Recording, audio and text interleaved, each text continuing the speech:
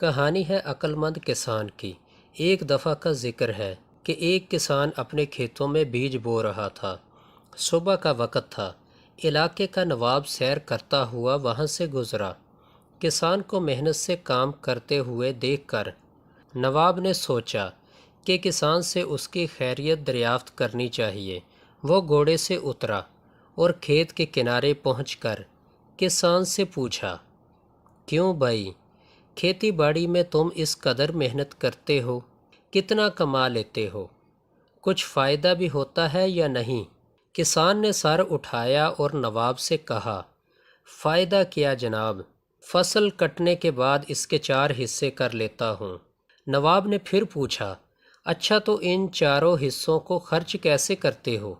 کسان نے جواب دیا، ایک حصہ تو حکومت کے ٹیکس میں چلا جاتا ہے، دوسرا حصہ قرض ادا کرنے میں ختم ہو جاتا ہے، تیسرا حصہ میں ادھار دیتا ہوں اور باقی چوتھا حصہ یوں ہی لٹا دیتا ہوں۔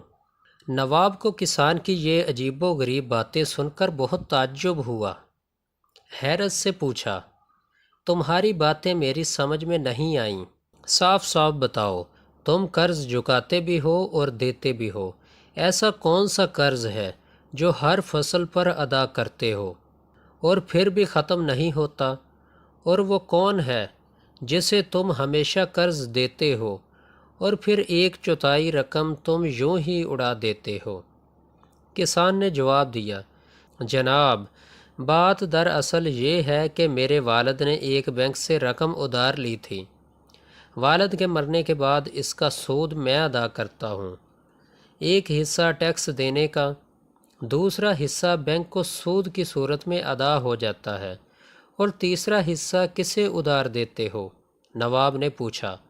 کسان نے کہا، یہ میں اپنے 2 لڑکوں پر خرچ کرتا ہوں تاکہ بڑھاپے میں وہ مجھ پر خرچ کریں۔ نواب نے پوچھا، اور چوتھا حصہ فضول میں کیوں اڑا دیتے ہو؟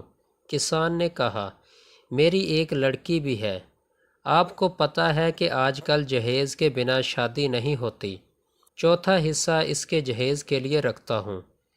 میری نظر میں یہ رقم لٹانا ہی ہے۔